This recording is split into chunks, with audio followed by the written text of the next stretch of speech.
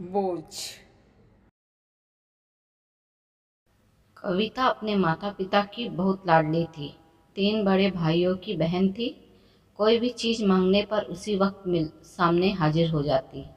पूरे घर में रौब था उसका।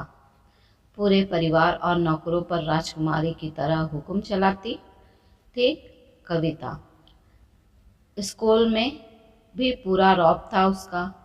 बड़े घर की लाडली जो थी वह। ऐसे ही उसने कॉलेज में दाखिला लिया। उसके ठाट बाट बड़ी गाड़ी में आना जाना, हर दिन नया फैशन देखकर हर कोई उससे दोस्ती करना चाहता था।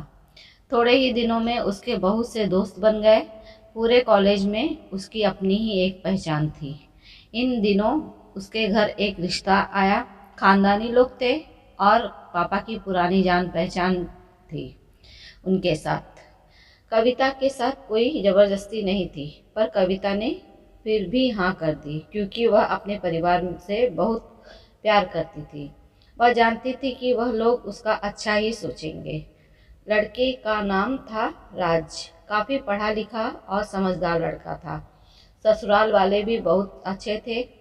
ससुराल में कविता की जगह वैसी ही थी जैसी मायके में।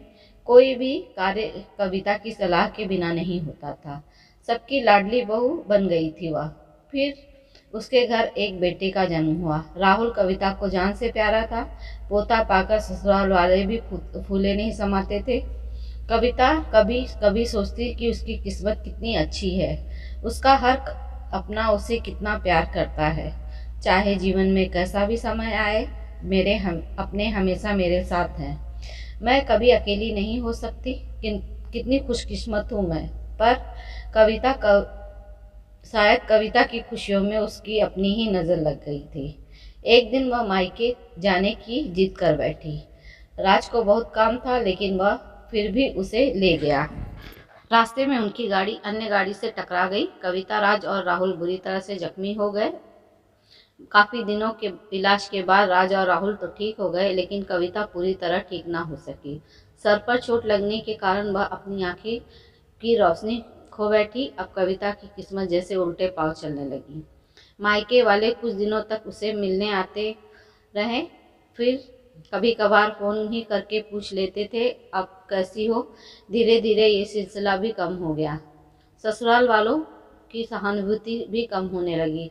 घर में किसी को पास बैठने के लिए कहती तो जवाब मिलता था, बहुत काम है, अब तुम भी तो हाथ नहीं बटा सकती। राज भी चिड़चिड़ा हो गया था। बस राहुल भी था जो उसके साथ जिसके साथ वो हंसते खेलते उसका वक्त गुजरता।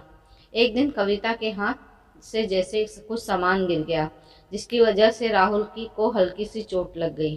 कविता के सास ससुर ने राहुल को उससे अलग कर दिया कि कहीं उसके ना देखने की वजह से बच्चे को कोई नुकसान ना हो जाए। कविता अंदर से टूट चुकी थी।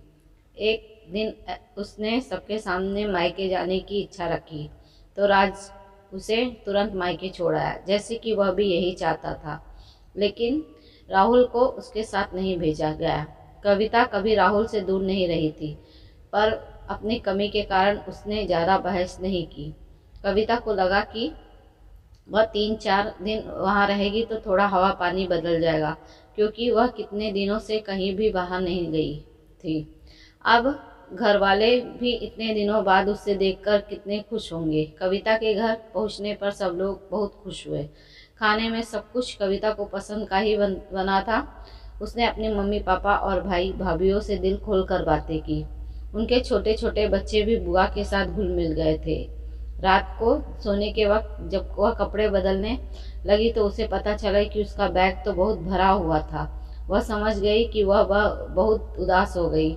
कुछ दिनों तक तो सब ठीक चल रहा, फिर जैसे सब बदलने लगा। सबका व्यवहार बदल रहा था। वह लोग जैसे थक चुके थे उससे। सब लोग घुमा फिरा कर पूछने लगे कि राज कब आ रहा है, उसे ले जाने। वह बहाना बना देती, जबकि वह जानती थी कि उस घर में अब उसके लिए कोई जगह नहीं। कविता से चलते वक्त कुछ ना कुछ नुकसान हो जाता। थोड़ी बहुत टोका टाकी उसे सुनाई देती, वह टाल देती। एक दिन उसके हाथ में लगकर एक कीमती फूलदान टूट गया। छोटी भाभी ने बहुत हंगामा मचाया। कविता के माता पिता रोज रोज के झमेलों से तंग आ गए थे। उन्होंने राज को खुद से फ़ोन कर दिया। राज कविता को अपने परिवार वालों से ये उम्मीद न थी कि जिस कविता के कहे बिना घर में एक पत्ता भी नहीं हिला करता था, उस घर के लिए अब वो बोझ बन चुकी थी। राज के साथ ससुराल वाले आते वक्त वह बहुत खुश थी, क्योंकि वह अपने घर जा रही थी, अपने जिगर के टुकड़े राहुल के पास। परंतु यह खुशी भी कुछ पल की ही थी। सारा बंदोबस्त पहले ही किया हुआ था। कविता को सीधे ऊपर वाले कमरे में पहुंचा दिया गया।